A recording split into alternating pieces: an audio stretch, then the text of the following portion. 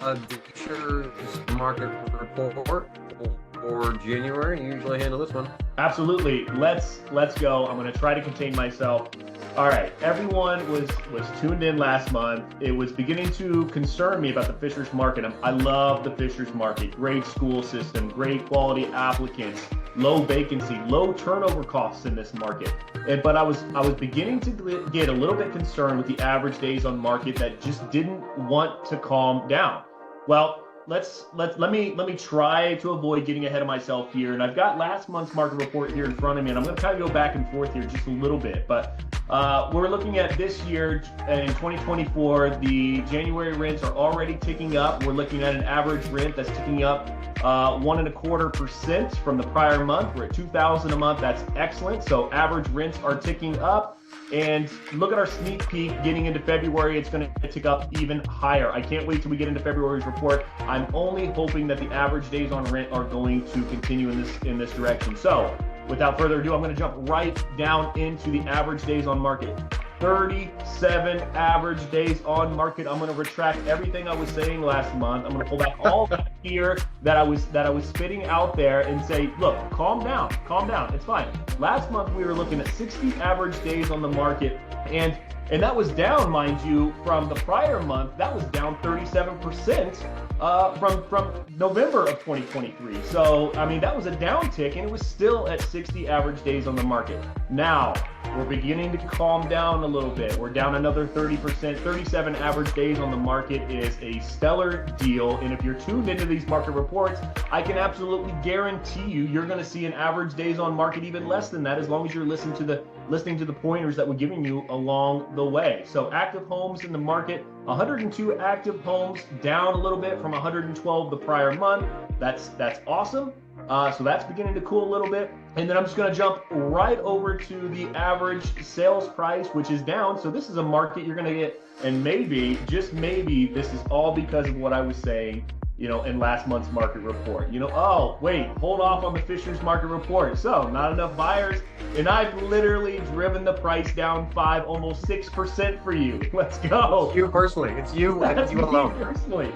Let's dive in. Let's get into this market. It's still a great market. It's still expanding. I don't know how they're continuing to find land for this new construction in the Fishers area, but it's a great market to be a part of. So I'm going to eat my words from last month and say that this is an excellent market to be a part of. Number of homes sold, 46 homes sold this month, which is down from last month, which was number of homes sold at 57.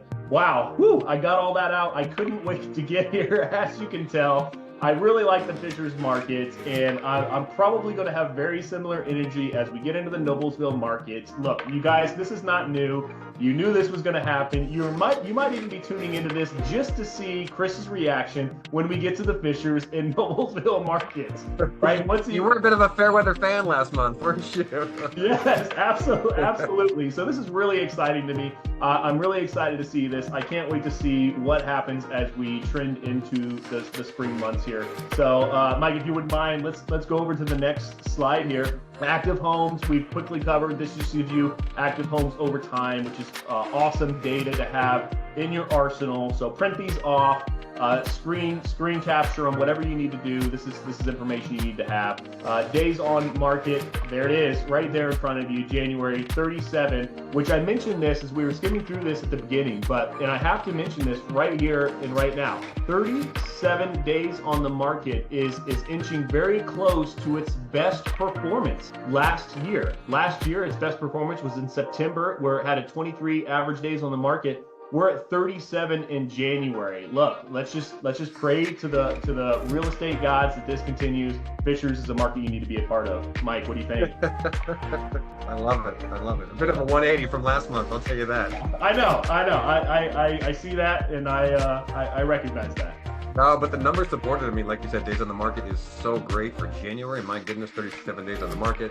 Even these active homes, you looked at Indy, and there was a bit of a gap there between last year and this year. There's almost the same in terms of inventory, which is super encouraging because there are more renters out there with interest rates being so high. Yep. So to have about the same inventory from 22 to 23, 23 to 24, geez. is super encouraging.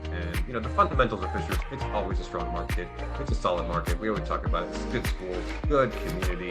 It's just a good, solid community. That's all. Yeah, it's a slightly more affordable Carmel, I think. I mean, it's not quite Carmel, right? I get it, but it is certainly a close comparison in my opinion. Yeah, but I mean, we don't even do Carmel on this because Yeah.